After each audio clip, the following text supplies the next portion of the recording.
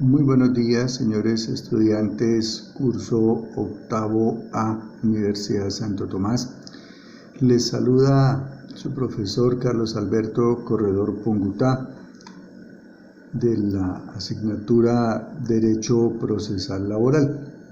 En el día de hoy vamos a continuar con nuestro programa de clases virtuales y vamos a pasar a ocuparnos del siguiente tema, como lo habíamos anunciado en la oportunidad anterior. El tema de hoy corresponde a la representación judicial. Básicamente, cuando nosotros hablamos de representación judicial, pues partimos de que nos estamos haciendo un cuestionamiento que pareciera elemental, y es en los procesos judiciales quién demanda y en los procesos judiciales a quién demandamos. Así las cosas, para efectos prácticos, y pareciera casi que risible el tema, en los procesos judiciales demanda el demandante y a su vez en los procesos judiciales demandamos al demandado. Ello porque recuerden que en los procesos judiciales intervienen terceros, llámese el llamado en garantía, ¿cierto? Que es un tercero. Bueno, así las cosas, entonces, con esa disertación tan profunda de que en los procesos judiciales demanda el demandante y demandamos al demandado, tenemos que examinar, en tratándose del demandante, quién hace las veces de parte demandante.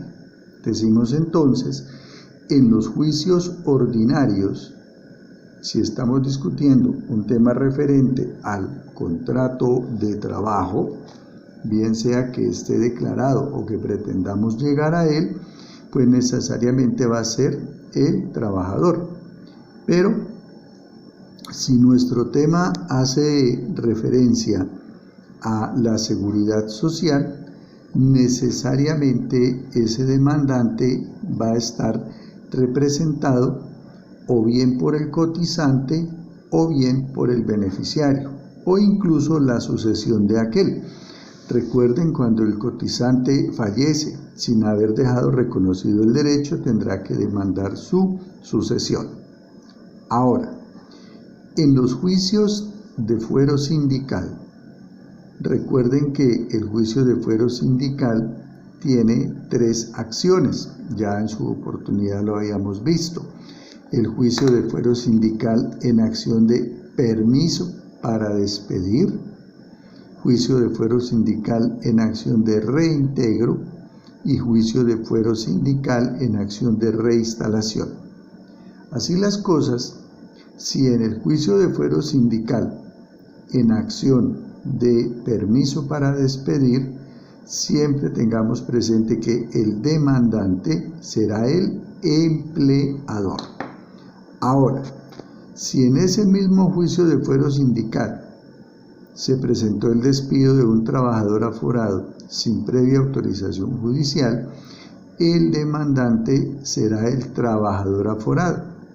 Lo propio si se presentó un traslado o desmejora del trabajador aforado, pues será aquel el demandante.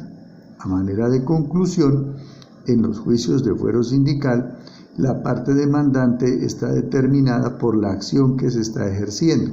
Entiéndase, en juicio de fuero sindical puede ser demandante tanto el empleador como el trabajador.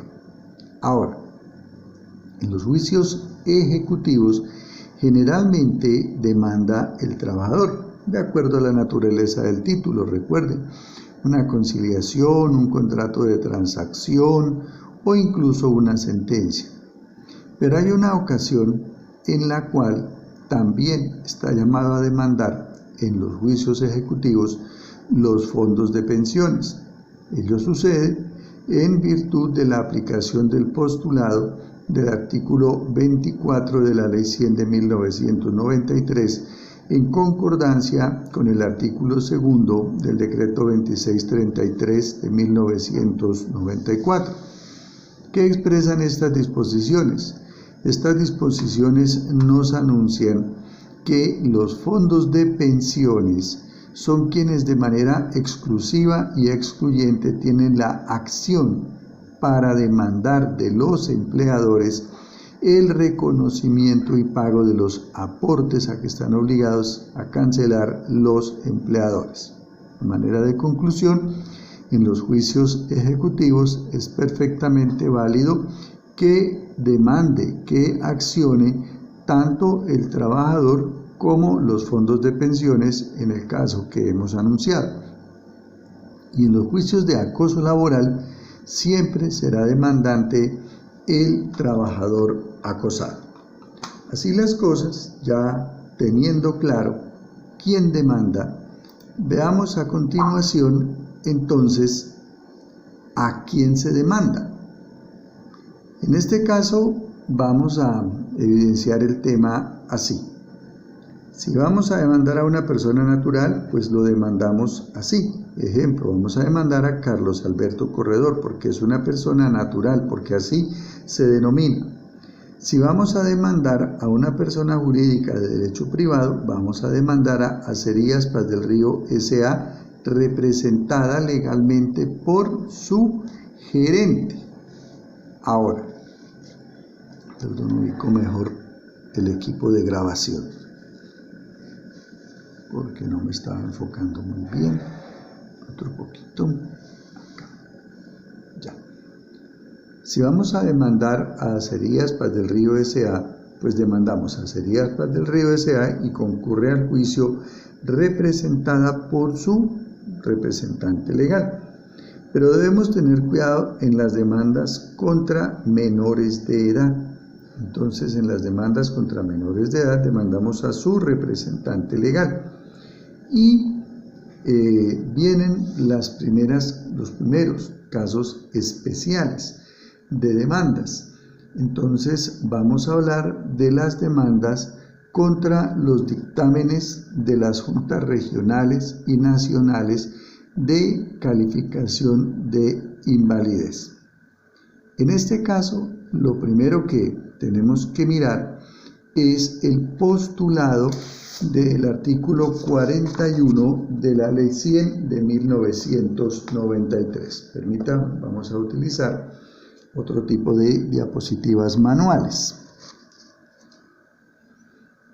Demandas contra dictámenes de juntas regionales y nacional de calificación de invalidez. En esta oportunidad, ¿qué vamos a expresar? Perdón, ubicamos mejor el equipo de grabación.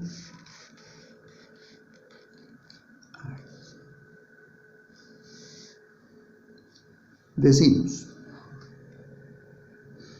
cuando una persona padece una enfermedad o un accidente de trabajo, entonces es muy posible que este tema de la enfermedad o el accidente de trabajo lo imposibilite para cumplir con las obligaciones propias que se derivan del contrato de trabajo. Por esta razón, esa enfermedad o ese accidente de trabajo puede llegar incluso a afectar el rendimiento de la persona en cuanto a que disminuye o reduce su capacidad laboral. Pero la pregunta es, ¿cómo hacemos para determinar el quantum, el porcentaje en que se reduce la capacidad laboral del trabajador, bien sea por el accidente de trabajo o por la enfermedad profesional? En este sentido, la Ley 100 de 1993, en su artículo 41, tiene establecido un procedimiento que se denomina la calificación de primera oportunidad. Este tema de calificación de primera oportunidad redunda en que le corresponde a las entidades del sistema de seguridad social, bien sea medicina laboral, de las EPS o de las ARLs, realizarle una primera valoración a ese trabajador. y ellos emiten un dictamen respecto de los siguientes aspectos. Primero, ¿cuál es el porcentaje de pérdida de capacidad laboral de ese trabajador? Segundo, ¿cuál es la fecha de estructuración de esa pérdida de capacidad laboral? ¿A partir de cuándo? Y tercero, ¿cuál es el origen de esa pérdida de capacidad laboral? Las consecuencias son las siguientes. Primero, respecto a cuál es el origen, pueden dictaminar estas autoridades del sistema de seguridad social que ese origen sea común o profesional. Ya su profesora de seguridad social explicará con mayor profundidad el tema. Común es que se originó por actos o situaciones distintas a la ejecución del contrato de trabajo. Profesional indica que la pérdida de capacidad laboral se originó por situaciones relacionadas o referentes a la ejecución del contrato de trabajo. Entonces, primero determinan el origen. ¿Esto qué nos marca? Si la pérdida de capacidad laboral es de origen común, todas las contingencias que de él se deriven deberán ser reconocidas en origen común por las EPS y los fondos de pensiones. Pero si la contingencia es de origen profesional, la pérdida de capacidad laboral es de origen profesional, quien debe responder por estas contingencias necesariamente serán las administradoras de riesgos laborales. Bajo ese entendido, esa es la primera característica. La segunda, el porcentaje de la pérdida de capacidad laboral. En Colombia, si una persona acredita una pérdida de capacidad laboral superior al 50%, se considera una persona inválida y por lo tanto tiene derecho al reconocimiento y pago de una pensión. Pero si acredita una pérdida de capacidad laboral inferior al 50%, puede tener derecho a una indemnización, pero debe continuar ejecutando el contrato de trabajo. Es decir, las pérdidas de capacidad laboral inferiores al 50% no generan pensión. Y finalmente, el tercer aspecto era lo atinente a la fecha de estructuración. ¿Qué estamos indicando? La fecha de estructuración le dice a usted cuándo se hizo inválido, es decir, cuándo perdió su capacidad laboral en un porcentaje superior al 50%. ¿Por qué es importante esta fecha? Porque a partir de ese momento nace el derecho a la pensión. Entonces, ¿está claro? Esa calificación de primera oportunidad que hacen las entidades del sistema de seguridad social, llámense EPS o ARLs, tiene como fundamento establecer, primero, la pérdida de capacidad laboral, el porcentaje, para determinar si es inferior o superior al 50% y determinar si hay lugar o no a la pensión. Segundo, el origen, para establecer si es de origen común o profesional. Si es común, asume las contingencias, la EPS y el fondo de pensiones. Si es profesional, la ARL. Y tercero, la fecha de estructuración, que nos determina a partir de cuándo nace el derecho. Me voy a permitir dar lectura a la parte pertinente de ese artículo 41 de la Ley 100. Dice así: corresponde al Instituto de Seguros Sociales, Administradora Colombiana de Pensiones Colpensiones, a las administradoras de riesgos laborales y a las compañías de seguros que asuman el riesgo de invalidez y muerte y a las entidades promotoras de salud, EPS, determinar, ojo, en primera oportunidad la pérdida de capacidad laboral y calificar el grado de invalidez y el origen de esas contingencias. Y aquí viene lo interesante y de esto nace la clase de hoy. En caso de que el interesado no esté de acuerdo con la calificación, deberá manifestar su inconformidad dentro de los 10 días siguientes y la entidad deberá remitirlo a la Junta Regional de Calificación de Invalidez del orden regional dentro de los 5 días, cuya decisión será apelable ante la Junta Nacional de Calificación de Invalidez, la cual decidirá dentro del término de 5 días. Contra dichas decisiones proceden las acciones legales. Entiéndase entonces así. Si a mí me llevan a cabo un proceso de calificación de pérdida de capacidad laboral ante una EPS o ante una ARL, estamos en presencia de una calificación de primera oportunidad. Luego de ello decimos, si yo no estoy de acuerdo con ese dictamen de pérdida de capacidad laboral de primera oportunidad, tengo el derecho de apelar ese dictamen de la EPS o de la ARL. Y esa apelación será decidida en primera instancia, por decirlo así, por las juntas regionales de calificación de invalidez y en segunda instancia por la Junta Nacional de Calificación de Invalidez. Ahora viene la pregunta. La norma del artículo 41 concluye así, refiriéndose a las decisiones de las juntas regionales y nacional de calificación de invalidez. Contra dichas decisiones proceden las acciones legales. Y nos cuestionamos en este momento, señores estudiantes, ¿y cuáles son las acciones legales? Pues de ese tema nos vamos a ocupar a continuación. Existe un primer decreto,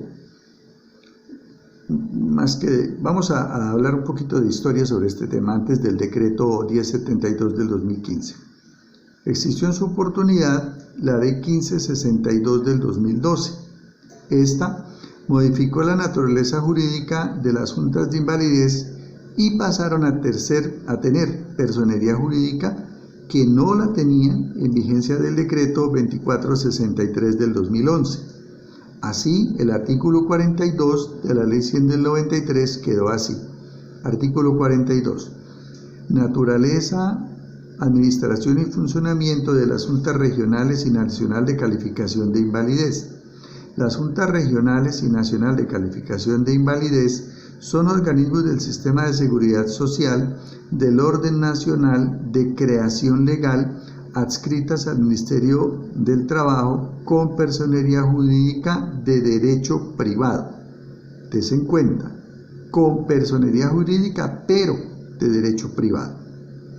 Entiéndase entonces que por efectos de este decreto, el decreto 1562 del 2012, las juntas regionales y nacionales de calificación de invalidez quedan dotadas de personería jurídica. En esta oportunidad, entiéndase que gozan de personería jurídica, pero son del derecho privado, pese a estar adscritas al Ministerio del Trabajo. Y quiero que por favor presten mucha atención en este tema. Están adscritas al Ministerio del Trabajo, pero se rigen por el derecho privado. Entonces nos surge una gran inquietud confrontando la clase virtual anterior.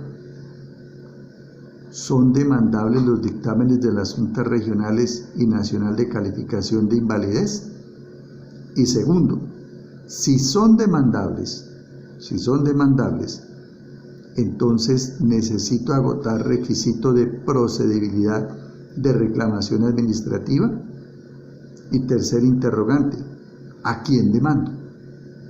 En vigencia del decreto 1562 del 2012, concluimos los dictámenes de las juntas regionales y nacionales de calificación de invalidez sí eran demandables, pero en esa época tenía que demandar al dictamen, es decir, es una ficción o cosa complicada notificar al señor dictamen del auto emisorio de la demanda. En esa época se notificaba al secretario de la Junta. Primera respuesta dada, sí son demandables los dictámenes.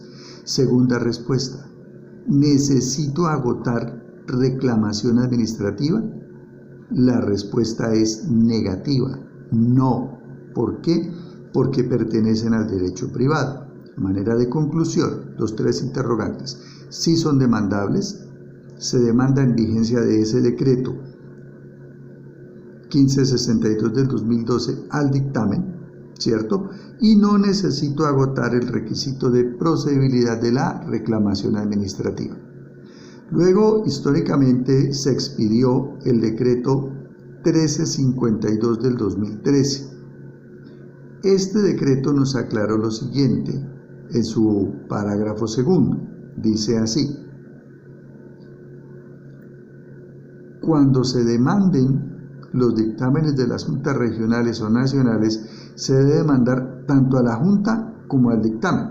Ojo, en la anterior, en vigencia de la ley 1562 del 2012, se demandaba el dictamen. En vigencia del decreto 1352 del 2013, se demanda tanto a la junta como al dictamen. Dice la norma así, parágrafo segundo del decreto 1352 del 2013. Artículo cuarto, parágrafo segundo. Cuando un dictamen de la Junta Regional o Nacional de Calificación de Invalidez sea demandado ante la justicia laboral ordinaria, ya nos dio la respuesta, si son demandables ante la justicia laboral ordinaria, no necesita reclamación administrativa, se demandará a la Junta Regional o Nacional de Calificación de Invalidez como organismo del Sistema de Seguridad Social del orden nacional de creación legal con personalidad jurídica de derecho privado sin ánimo de lucro y al correspondiente dictamen. Conclusión. En vigencia del decreto 1352 del 2013 se demandaba a la Junta y al dictamen. Esto es historia patria. Hoy en día estamos regidos por el decreto 1072 del 2015. Permítame. Por el decreto 1072 del 2015. Este decreto, en 2 artículos, nos solucionó todas las inquietudes que pudiéramos tener. Permítame.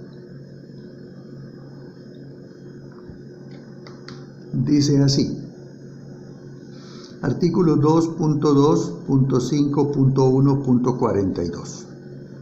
Controversias sobre los dictámenes de las juntas de calificación de invalidez. Las controversias que se susciten en relación con los dictámenes emitidos en firme por las juntas de calificación de invalidez serán dirimidas por la justicia laboral ordinaria de conformidad con lo previsto en el Código Procesal del Trabajo y la Seguridad Social, mediante demanda promovida contra el dictamen de la junta correspondiente. Aquí está resumido todo el tema. Primero, los dictámenes de juntas regionales y nacionales sí son demandables. Estamos hablando de hoy, lo que está vigente a hoy. Segundo, ¿cuál es el dictamen que debo demandar? ¿El de la junta regional o el de la junta nacional? Porque es que las 2 normas anteriores, el decreto 1352 del 2013 y la ley 1562 del 2012, no me solucionaban ese tema. Este decreto, el 1572 del 2015, sí lo resuelve. ¿Cómo lo resuelve? Dice: las controversias que se susciten con relación con los dictámenes emitidos en firme, es decir, no puedo demandar el dictamen de la Junta Regional y el dictamen de la Junta Nacional, sino solamente uno de los 2. ¿Cuál? El que esté en firme. Segundo, ¿a quién demando? Dice la norma: mediante demanda promovida contra el dictamen de la Junta. Ya no se demanda al dictamen y a la Junta, sino demanda promovida contra el dictamen de la Junta. Esto nos lleva entonces a varias conclusiones. La primera, ¿cuándo el dictamen está en firme? Porque si la norma del decreto 1072 expresa que solo son demandables los dictámenes que se encuentran en firme, entonces cuestionemos cuándo la norma se encuentra en firme y concluimos. El artículo siguiente del decreto 1072 del 2015 expresa así: artículo 2.2.5.1.43. Firmeza de los dictámenes. Los dictámenes adquieren firmeza cuando, primero, contra el dictamen no se ha interpuesto el recurso de reposición y o apelación dentro del término de 10 días siguientes a su notificación. Segundo, se hayan resuelto los recursos interpuestos y se haya notificado o comunicado en los términos establecidos en el presente capítulo. Y tercero, una vez resuelta la solicitud de aclaración o complementación. Conclusión. Solamente son demandables ante la jurisdicción laboral los dictámenes de las juntas regionales y nacionales de calificación de invalidez. Segunda conclusión. Si eso es así, entiéndase entonces que las calificaciones de pérdida de capacidad laboral de primera oportunidad, de que trata el artículo 41 de la Ley 100 del 93, emitidos por las EPS o por las ARLs, no son demandables ante la jurisdicción. Tercero, para demandar un dictamen de junta regional o junta nacional, no necesito agotar reclamación administrativa. ¿Por qué razón? Simplemente porque pertenecen las juntas al derecho privado. Y finalmente, solo son demandables los dictámenes que se encuentren en firme. Y decimos, ¿cuándo el dictamen se encuentra en firme? Cuando estén dadas una de tres circunstancias. La primera, que emitido el dictamen, contra él no se interpuso ningún recurso. La segunda, cuando se interpusieron los recursos y ya fueron resueltos. Pero ojo, recursos contra el dictamen de junta regional o nacional. Y tercero, cuando se han surtido las peticiones de aclaración o adición o complementación, porque recuerden que es un dictamen pericial y como tal todo dictamen pericial es sujeto de peticiones de adición, aclaración u objeción. Finalmente, ¿a quiénes demandamos? Demandamos al dictamen de la Junta. Entonces, por efectos prácticos, el ingeniero de sistemas que me asesora me recomienda no realizar videos de duración superior a 25 minutos. Ya hemos complementado nuestros primeros 25 minutos. El tema a seguir son demandas contra consorcios y uniones temporales. Lo vamos a ver en el video número 2. Buenas noches. Continuamos entonces con el curso de nuestro trabajo y abordamos la temática referente a las demandas contra los consorcios y las uniones temporales. Recordemos por definición teórica, esto lo tendrán ustedes que profundizar en su clase de Derecho Laboral Individual, que las uniones temporales, al igual que los consorcios, son formas de compartir riesgos entre personas naturales o jurídicas que tienen capacidad para contratar con las entidades públicas, ver artículo 6 de la Ley 80 del 93. Las dos figuras existen para la presentación de propuestas para la adjudicación, celebración y ejecución de contratos. Están definidos por el artículo 7 de la Ley 80 del 93. Así pues, tanto los miembros del consorcio como los de la unión temporal responden solidariamente del cumplimiento de todas y cada una de las obligaciones derivadas de la propuesta o del contrato. No obstante, en la unión temporal, las sanciones por el incumplimiento de las obligaciones en mención deben imponerse según el grado de participación de cada miembro en la ejecución de estas, mientras que los integrantes de los consorcios responden solidariamente frente a las sanciones. Entonces, lo primero que tenemos que determinar es esto en la práctica, ¿cómo aplica? En materia de contratación pública existe la Ley 80 de 1993.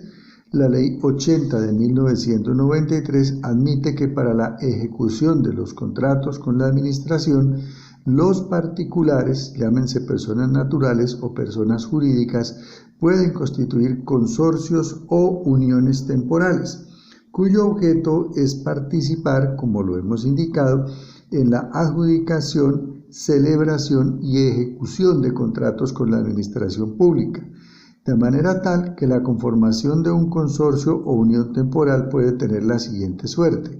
Se conformó el consorcio o la unión temporal, pero el contrato no le fue adjudicado. Entonces, hasta ahí llega la existencia del consorcio o la unión temporal. Segundo caso, se conforma el consorcio o la unión temporal, participa en el proceso licitatorio, se le adjudica el contrato, lo celebra y lo ejecuta. En este tema, si el consorcio o la unión temporal culmina de ejecutar el contrato, entonces entiéndase, agotada la finalidad para la que fue creado, agotado el consorcio o la unión temporal. La inquietud que nos queda es: ¿y quién responde de las obligaciones laborales ejecutadas por los trabajadores de los consorcios o las uniones temporales? En este sentido, la teoría de la sala laboral de la Corte Suprema de Justicia es que los consorcios y las uniones temporales carecen de personería jurídica, y eso es verdad. ¿Por qué? Porque los consorcios y las uniones temporales no se constituyen por documento público, sino por documento privado. Contrario sensu, en la jurisprudencia que ustedes ven del Consejo de Estado del 25 de septiembre del 2013, se aceptó que los consorcios y las uniones temporales fueran sujetos de derecho y por ende pudieran ser demandados. ¿Por qué la Sala Laboral de la Corte Suprema de Justicia no acepta la teoría del Consejo de Estado? Sencillamente porque los artículos 53 y 54 del Código General del Proceso nos explican el tema así. Artículo 53, capacidad para ser parte. Podrán ser parte en un proceso las personas naturales y jurídicas, los patrimonios autónomos, el concebido para la defensa de sus derechos y los demás que determine la ley. Entiéndase, los consorcios y las uniones temporales no están contenidos en el artículo 53 del Código General del Proceso como sujetos que puedan ser parte en un proceso, y por ende, al menos en la jurisdicción laboral, es un error, no es un acierto, demandar al consorcio o a la unión temporal por varias razones. La primera, porque carece de personería para actuar, y segundo, porque estaríamos abocados a presentar como anexo de nuestra demanda, porque así lo exige el artículo 26, numeral 4 del Código Procesal del Trabajo y la Seguridad Social, la presentación del documento denominado certificado de existencia y representación legal, el cual no existe, porque los consorcios y las uniones temporales se constituyen a través de un documento privado. En consecuencia, hoy en día, en la jurisdicción laboral y de la seguridad social, lo correcto, lo indicado, es demandar a los integrantes del consorcio y de la unión temporal. Voy a permitirme a continuación dar dos situaciones en donde se demanda y ustedes deberán reflexionar cuál es la correcta. Decimos: señor juez, demando al consorcio Villavicencio Nuevo Milenio, integrado por Hugo, Paco y Luis. Opción 1. Opción 2. Señor juez, demando a Hugo, Paco y Luis como integrantes del consorcio Villavicencio Nuevo Milenio. ¿Cuál de las dos es la correcta? Reflexionemos, por favor.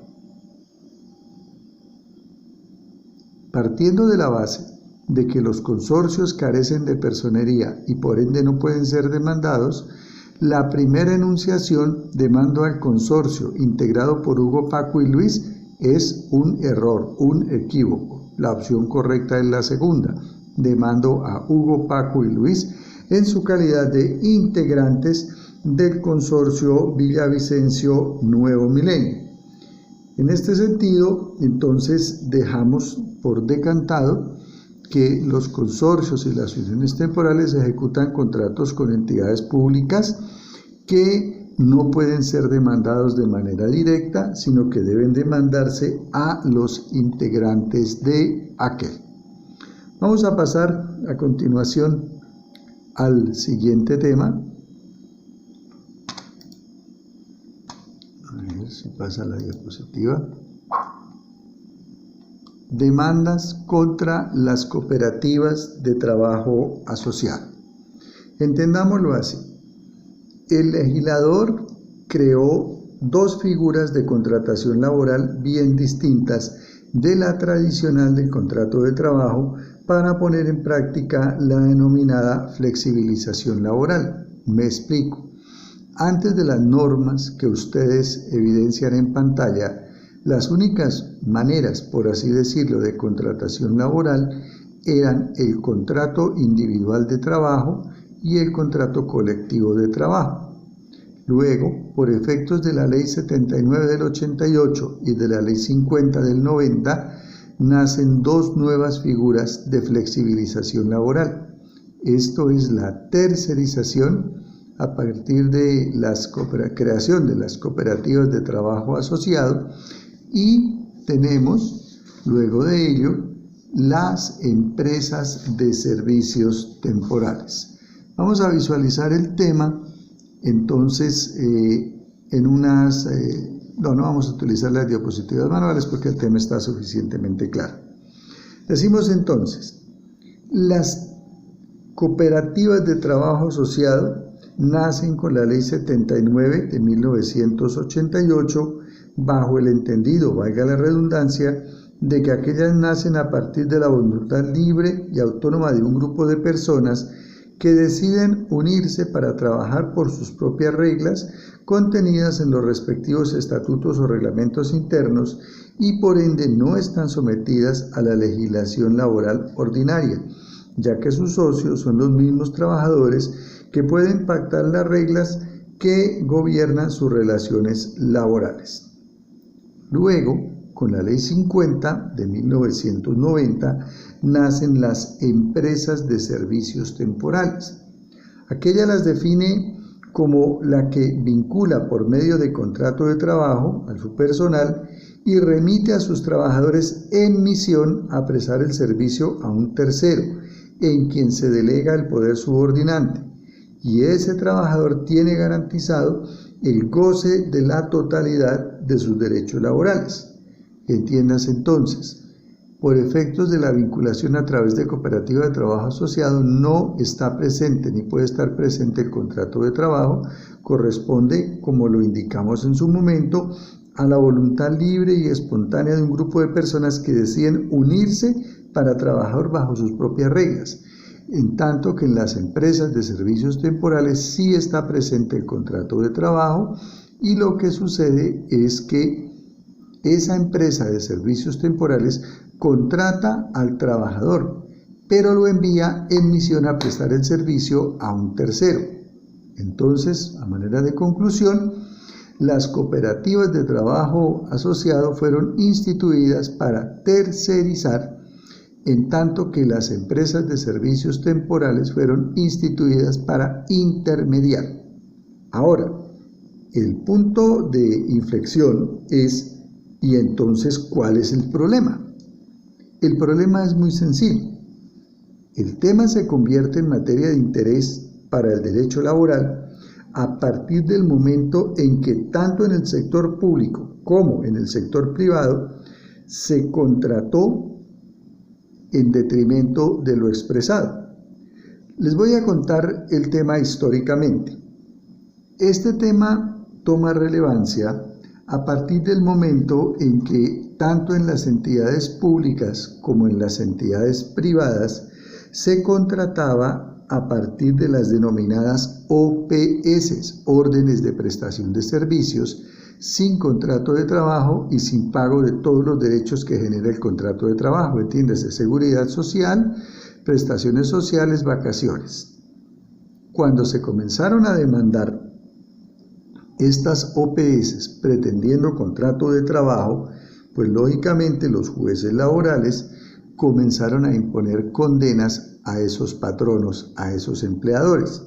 Surge entonces una doctrina patronalista en donde se recomendó cambiar la contratación de orden de prestación de servicios por la de cooperativa de trabajo asociado, en la medida en que en la primera OPS se ponía en evidencia un vínculo directo entre empleador y trabajador respecto de la prestación personal del servicio en la remuneración. Entiéndase, la OPS la suscribían el empleador y el trabajador, y el empleador era el que por efectos de la OPS remuneraba los servicios. Puesto este concepto en la teoría del artículo 23 del Código Sustantivo del Trabajo, tenemos dos de los tres elementos de aquel: prestación personal del servicio y remuneración. Y puesto ese mismo tema en la teoría del artículo 24 del Código Sustantivo del Trabajo, que su docente de laboral individual ya debió haber explicado, pues se activa la presunción de aquella norma. Me explico. La mera prestación personal del servicio hace presumir los dos elementos restantes. Entonces, en esta época era muy fácil, muy factible vencer a los empleadores a través de esa contratación por medio de OPS, y se recomendó entonces cambiar la contratación a través de cooperativas de trabajo asociado. ¿Qué recomendaba esta teoría patronalista? Pues que a través de la contratación con la cooperativa de trabajo asociado sí era posible discutir el elemento de la subordinación, el elemento de la remuneración y el elemento de la prestación personal del servicio. Entonces, veamos cómo aplicaba en la práctica. El gerente de la Clínica Boyacá reunió a todos sus trabajadores un día de la vida y les expresó que por políticas laborales y dada la crisis del sector salud, todos los contratos de trabajo de todos los servidores de la Clínica Boyacá llegarían a su fin a partir del día de hoy. Inmediatamente todos los trabajadores de la Clínica Boyacá rompieron en llanto. Pero el gerente les manifiesta que no hay motivo de preocupación, porque todos y cada uno va a poder continuar prestando el servicio de manera personal en la misma clínica, pero condicionado a que todos firmen el acta de terminación del contrato de trabajo y todos y cada uno firmen un formulario de inscripción y petición de afiliación a la cooperativa de trabajo asociado Yo Sí Te Ayudo. En ese momento les indica a todos que deben pasar a la oficina siguiente, donde se encuentra la esposa del gerente y además gerente de la CTA Yo Sí Te Ayudo, a suscribir su afiliación y nada habría cambiado.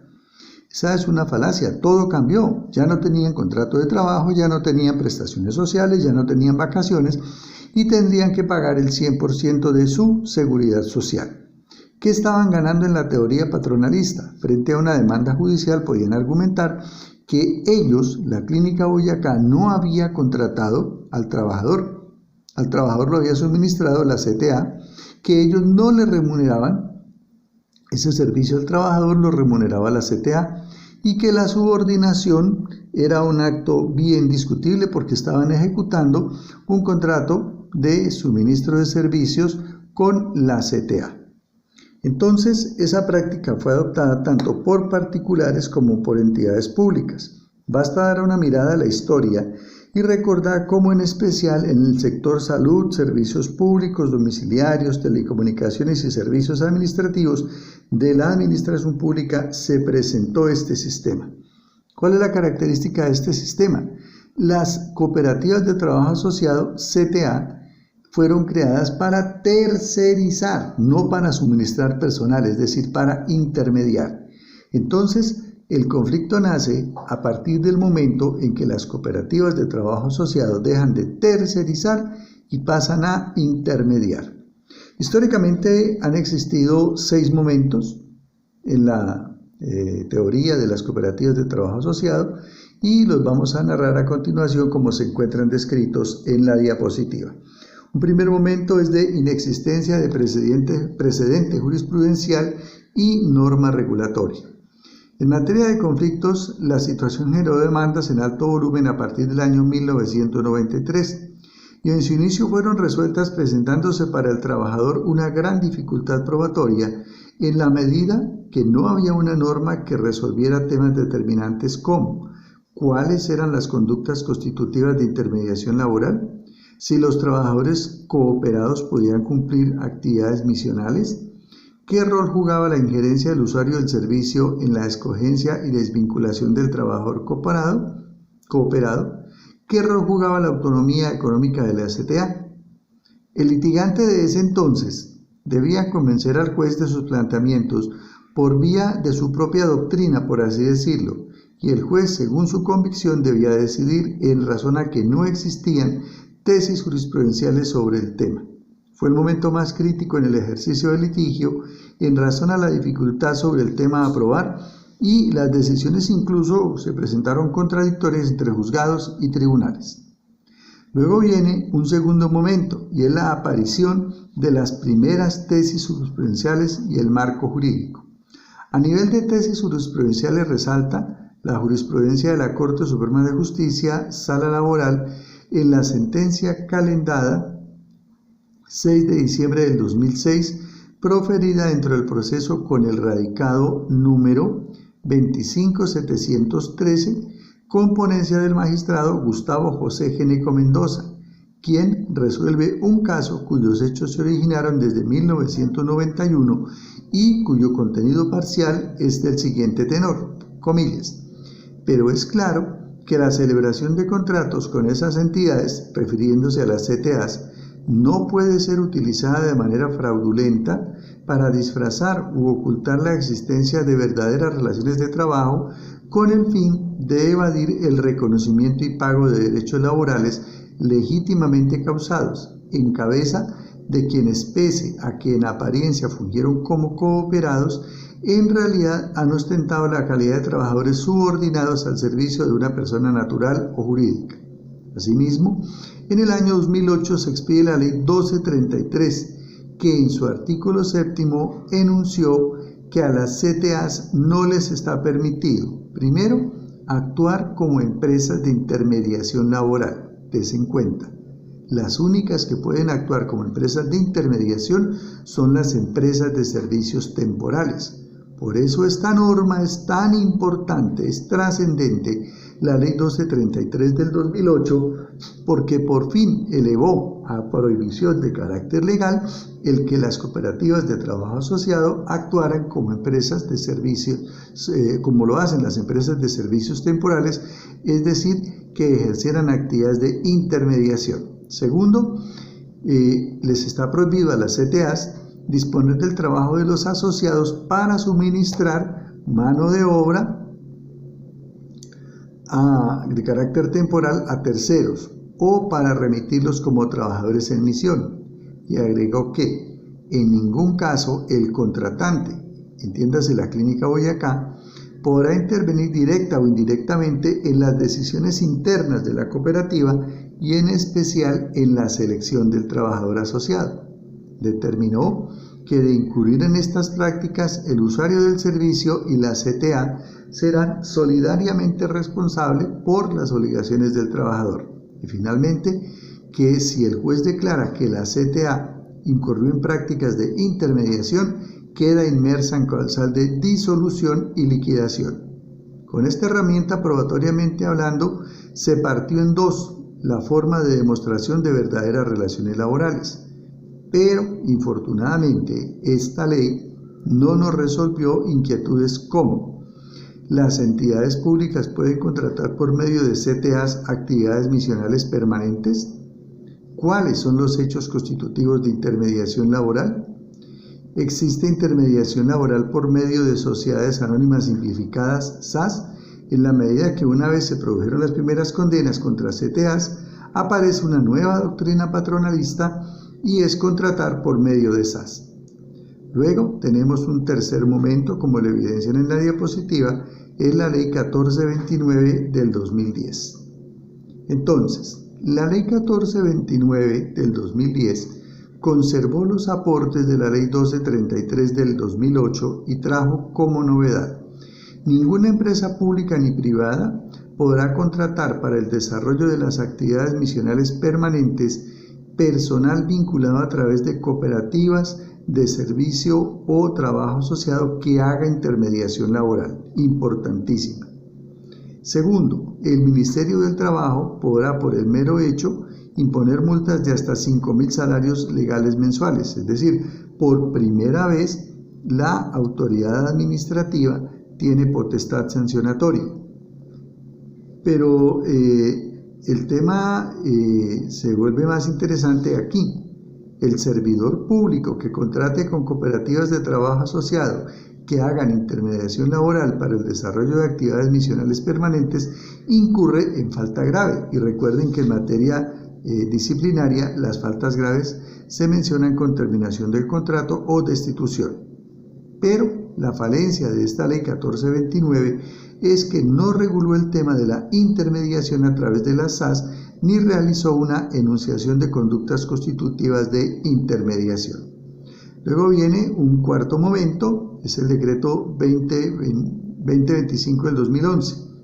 Allí precisó qué era intermediar, qué es envío de trabajadores en misión, determina cómo cuando el tercero contratante es entidad pública, el servidor público puede ser sancionado incluso con destitución, incluyó a las SAS dentro de las entidades sujeto de las prohibiciones de prácticas de intermediación laboral y determinó, esto es muy importante, cuáles son las conductas constitutivas de intermediación laboral en que puede incurrir una CTA. Entiendas entonces, esto nuevamente es un hito, porque anteriormente quedaba a interpretación del abogado y interpretación del juez cuáles eran las conductas constitutivas de intermediación laboral en que podía incurrir una CTA. Hoy en día, con este decreto, ya está decantado cuáles son. A manera de ejemplo nos dijo, son conductas constitutivas de intermediación laboral en una CTA. A. Cuando la asociación o vinculación del trabajador asociado a la cooperativa no sea voluntaria, lo que le sucedió a los trabajadores de la Clínica Boyacá. Cuando la cooperativa no tenga independencia financiera. Cuando la cooperativa no tenga la propiedad y la autonomía en el uso de los medios de producción. Cuando la cooperativa no ejerza frente al trabajador asociado la potestad reglamentaria y disciplinaria. Y cuando las instrucciones para la ejecución de la labor de los trabajadores asociados no sean impartidas por la cooperativa. Por este solo hecho, se está en presencia de un contrato de trabajo. Entonces, véase cómo la prueba de la intermediación se asemeja a la determinación de responsabilidad penal que confronta el tipo penal con la conducta ejecutada y se determina responsabilidad, en lo que se denomina el proceso de adecuación típica. Entonces, si se demuestra que la CTA y el usuario del servicio incurrieron en una de las conductas constitutivas de intermediación laboral, estamos en presencia de aquella y por ende debe declararse próspero el pedimento de existencia de relación laboral. Un quinto momento es el decreto 1072 del 2015. Precisó aspectos como los siguientes. La cooperativa de trabajo asociado deberá ostentar la condición de propietaria, poseedora o tenedora de los medios de producción. El asociado que sea enviado por la cooperativa de trabajo a prestar servicios a una persona natural o jurídica, configurando una prohibición en el presente decreto, se considerará trabajador dependiente de la persona natural o jurídica que se beneficie con su trabajo. Y la cooperativa de trabajo asociado será responsable de los trámites administrativos necesarios para realizar el proceso de afiliación y pago de los aportes en la seguridad social. Bueno, importante resaltar en este tema la contratación por procesos, que era el escudo de las entidades de salud y servicios públicos para eludir la tesis de intermediación con personas y consistía en argumentar que lo contratado era el proceso y no la persona y por ende no había intermediación. De manera de ejemplo, yo hospital no contraté aseadoras, sino el proceso de aseo y desinfección para mis instalaciones. Bueno, el sexto momento es el decreto 583 del 2016. Trae definiciones interesantes como qué es contratista independiente, qué es simple intermediario, qué es trabajador en misión, qué es beneficiario y proveedor, qué es actividad misional permanente, qué es tercerización laboral y finalmente determina que la tercerización laboral es ilegal cuando una institución o empresa pública o privada coincide en dos elementos: se vincule personal para el desarrollo de las actividades misionales permanentes a través de un proveedor de los mencionados en este decreto y se vincula en una forma que afecte los derechos constitucionales, legales y prestacionales consagrados en las normas vigentes. Entiéndase entonces, como conclusión final, que con todas estas herramientas jurisprudenciales y legales, de buena fe pudiéramos afirmar que a partir del año 2008 la contratación laboral por medio de CTAs y SAS que realizan actividades de intermediación debieron comenzar a desaparecer. y que llegado el año 2016 con el decreto 583 y la solidez tanto de la jurisprudencia de la Corte Constitucional como de la Sala Laboral de la Corte Suprema de Justicia y la sección segunda del Consejo de Estado, quedaba excluida cualquier discusión que pretendiera revivir estas formas de vulneración de derechos laborales. Pero la realidad es bien distinta. Tomemos solo dos sectores de la economía, salud y servicios públicos domiciliarios, operados tanto por privados como por entidades públicas. Las estadísticas de la Sala Laboral de la Corte Suprema de Justicia y la sección segunda del Consejo de Estado indican que la saturación de estas corporaciones corresponde en gran número a demandas por temas relacionados con intermediación laboral. Lo propio sucede en tribunales y juzgados. Entonces, ¿cuál es la explicación a este contrasentido? En que la ley prohíbe a la CTA la intermediación laboral desde el año 2008 y pese a ello, hoy, en el año 2020, sigue imperando esa práctica en el mercado laboral. La explicación es muy sencilla. Señoras y señores, el Estado no tiene voluntad política para hacer cumplir la ley ni para acatarla. Lo afirmamos porque resulta evidente que el Ejecutivo, al sancionar las leyes y decretos a que hemos hecho referencia, invoca la célebre frase: publíquese, ejecútese y cúmplase. Pero su actuar se quedó solo en el primero de los enunciados.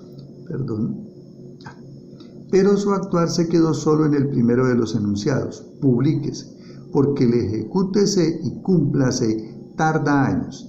Y para la muestra, la contratación de la red pública de salud y las empresas prestadoras de servicios públicos, en donde se tolera la intermediación laboral a pesar del marco jurídico ya explicado. Pero más triste aún, que los organismos y entidades llamados a controlar esos abusos, Ministerio del Trabajo para particulares y Procuraduría General para servidores públicos, han impuesto sanciones, pero en mínimo grado. Entonces, ¿de qué sirve el marco jurídico tan abundante, las tesis jurisprudenciales tan sólidas, si el Ejecutivo no cumple el mandato legal? A manera de conclusión, el Legislativo y el Ejecutivo expiden normas en procura de eliminar la intermediación laboral por medio de CTAs y SAS. El Ejecutivo sanciona la ley, pero no la ejecuta ni la cumple. Y los organismos de control comprometidos con el tema no controlan en un 100% como es su obligación.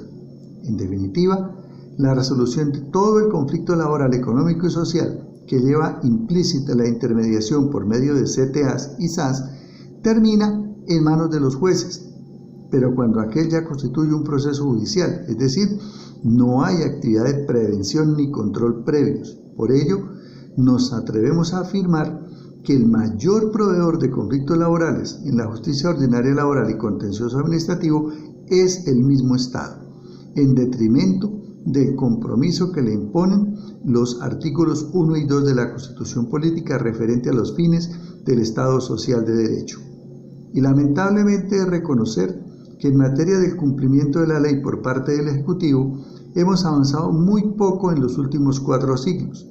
Recordemos la burla por parte de los encomenderos a las leyes de Indias expedidas en España, que legislaban sobre normas protectoras al trabajo de nuestros indígenas. Se decía en aquella época: la ley se acata, pero no se cumple. Hoy no ha cambiado mucho el tema. Para finalizar, quisiera llamar a una reflexión a partir de la enseñanza del maestro Estanislao Zuleta. Dijo en su oportunidad el maestro: la democracia no son las instituciones, porque ellas deben ser democráticas por naturaleza. La verdadera democracia está en el corazón de cada uno de nosotros. Pasamos al siguiente tema, pero debo elaborar otro video para que no se congestione el asunto. Continuamos con nuestra clase de Derecho Procesal, video número 3. Demandas contra sociedades de responsabilidad limitada. El tema está concordado en una sola norma, artículo 36 del Código Sustantivo del Trabajo. Dice así: son solidariamente responsables de todas las obligaciones que emanen del contrato de trabajo las sociedades de personas y sus miembros, y estos entre sí en relación con el objeto social y solo hasta el límite de la responsabilidad de cada socio y los condueños o comuneros de una misma empresa entre sí, mientras permanezcan en la indivisión. Acá me voy a permitir devolver la película 1 minuto y medio. En tratándose de demandas contra CTAs, ¿cómo queda integrada la parte demandada? ¿Quién es empleador directo y quién es demandado en solidaridad? Pensemos por un momento, ¿cuáles son los 3 elementos del contrato de trabajo?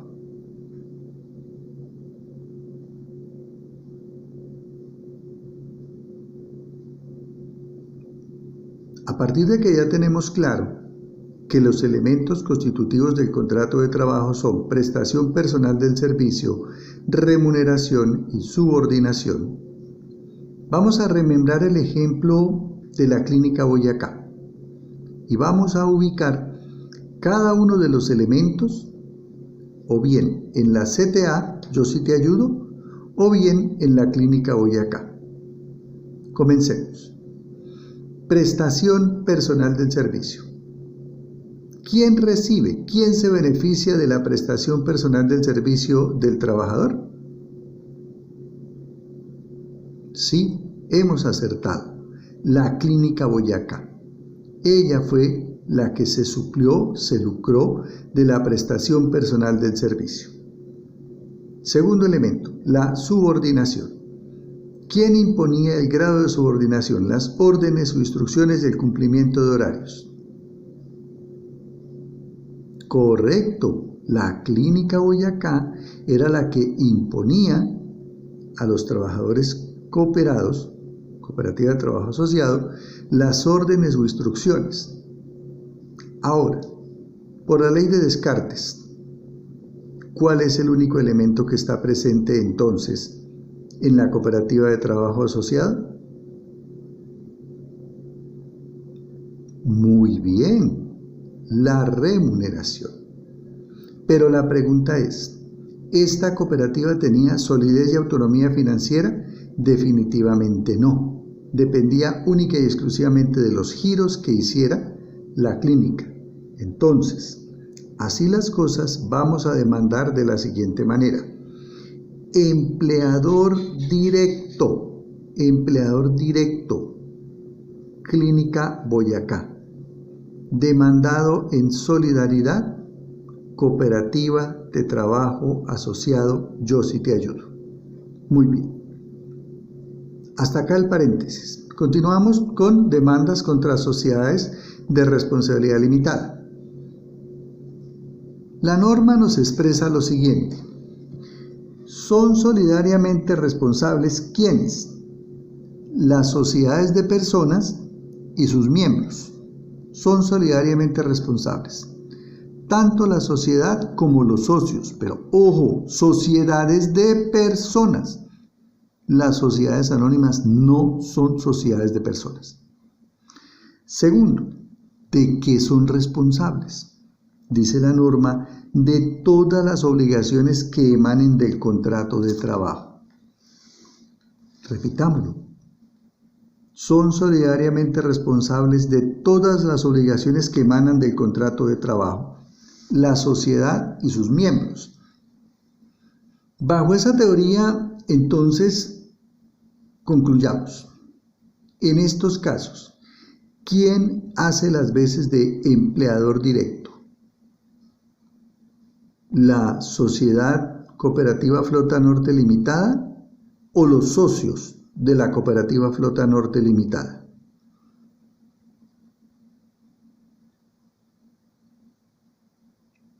Muy bien, empleador directo, la Cooperativa Flota Norte Limitada. ¿Por qué? Porque fue la que se lucró con el servicio. Entonces, ¿quiénes son demandados en solidaridad? Los socios. Los socios. Siguiente tema. ¿De qué responden los socios?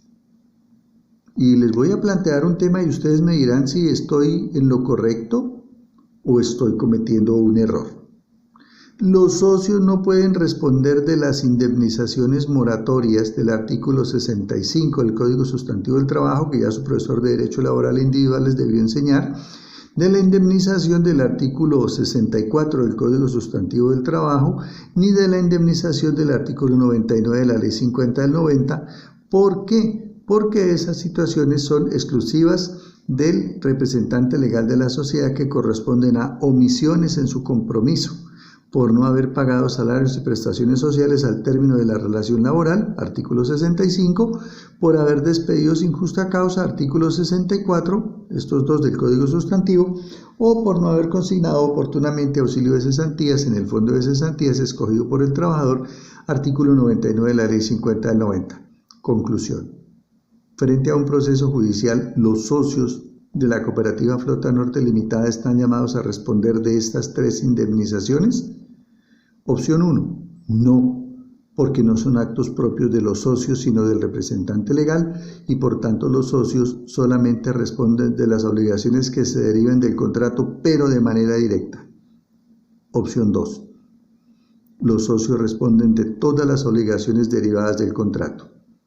Para resolver esta inquietud los invito a consultar el artículo 36 del Código Sustantivo del Trabajo.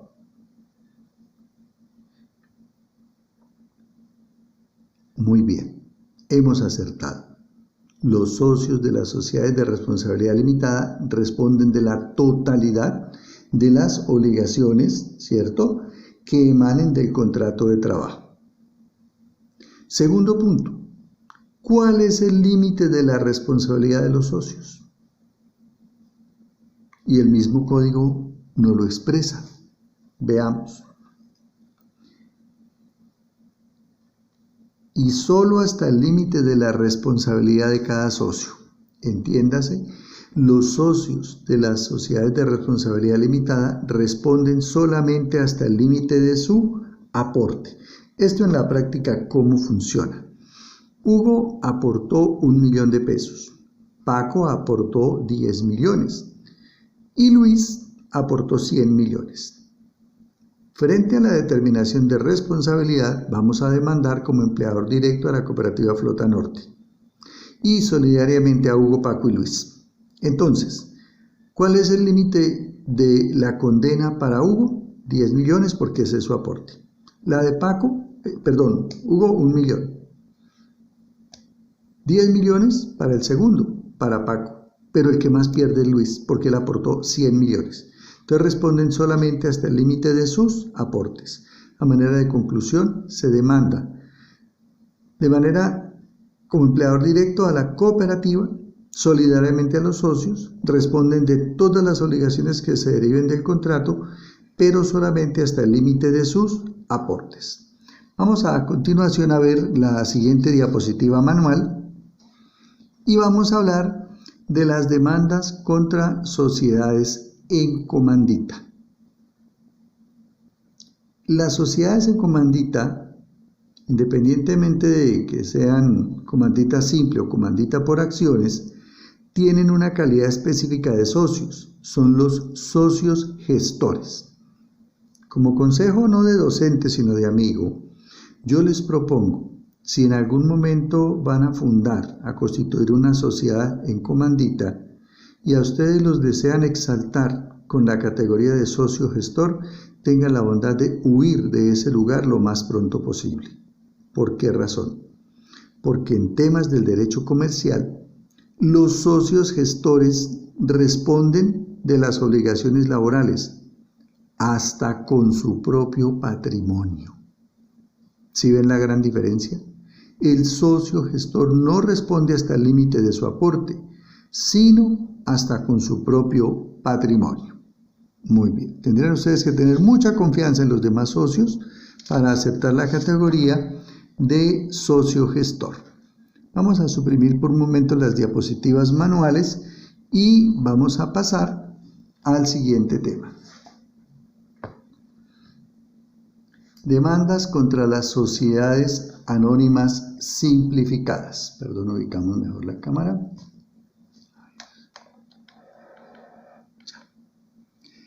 Decimos entonces, las SAS sociedades anónimas simplificadas, fueron creadas por la Ley 1258 del 2008 y en su artículo primero expresa lo siguiente: las sociedades por acciones simplificadas podrán constituirse por una o varias personas naturales o jurídicas.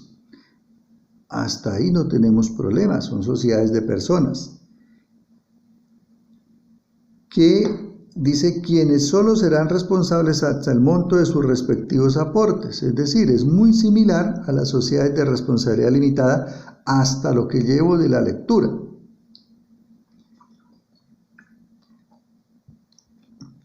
Pero miren la parte final, esta que estamos refiriendo acá. Salvo lo previsto en el artículo 42 de la presente ley, él o los accionistas no serán responsables por las obligaciones laborales, tributarias o de cualquier otra naturaleza en que incurra la sociedad. Conclusión: no es posible demandar solidariamente a los socios de una SAS para que acudan en un proceso laboral a responder por obligaciones laborales. ¿Por qué razón? Porque el mismo artículo primero los excluyó. Miren lo que expresa: salvo lo previsto en el artículo 42 de la presente ley, él o los accionistas no serán responsables por las obligaciones laborales, tributarias o de cualquier otra naturaleza en que incurra la sociedad. Sí, ya lo sé. Demandemos esta norma como vulneratoria de la Constitución Nacional. Hombre, pues resulta que ya alguien se nos adelantó. Y la Sala de Decisión de la Corte Constitucional expidió la sentencia C090 del 2014, en donde expresó lo siguiente: en mérito de lo anterior, la Corte Constitucional de la República de Colombia, administrando justicia en nombre de la República de Colombia y por mandato del pueblo y la Constitución, esta todavía no aplica esta diapositiva, entonces vamos a devolverla para que no se me asusten. Anterior. Decimos entonces: en mérito de lo anterior, la Corte Constitucional de la República de Colombia, administrando justicia en nombre del pueblo y por mandato de la ley de la Constitución, resuelve: primero, declarar por los cargos examinados exequible la expresión laborales contenida en el artículo primero de la ley 1258 del 90. Señoras y señores, no es posible demandar solidaridad de los socios de la SAS. Es decir, constituye un absoluto error en este momento demandar esa solidaridad. Muy bien, por el día de hoy vamos a dejar acá, y los temas a seguir para mi siguiente clase virtual van a ser estos: los efectos, vamos a hablar de la demanda, los efectos de la presentación de la demanda propiamente dicha, pero vamos a hablar la demanda desde dos ópticas: la demanda lógica y la demanda jurídica. En la jurídica, los requisitos. Luego vamos a hablar de acumulación de pretensiones, anexos de la demanda, técnicas de argumentación de las pretensiones, técnica de argumentación en los hechos. Vamos a elaborar un trabajo denominado muñeco. Lo que ustedes en realidad van a elaborar es una demanda. Y luego vamos a hablar de los autos de control de demanda: el auto que admite, devuelve y el auto que rechaza. Luego vamos a hablar de la notificación del auto que admite la demanda, tanto para públicos como para privados. Y luego vamos a hablar del retiro y reforma de la demanda, para culminar con la contestación de la demanda. Como ven, mis queridos estudiantes, el tema está extenso. Y entonces tenemos que poner todo de nuestra parte para sacar este tema adelante. Yo sé que no ha sido fácil ni para ustedes ni para mí, pero lo cierto es que hay un compromiso por cumplir, tanto el mío laboral y moralmente, como el de ustedes para con sus familias. Entonces les estaré avisando puntualmente cuando vamos a continuar.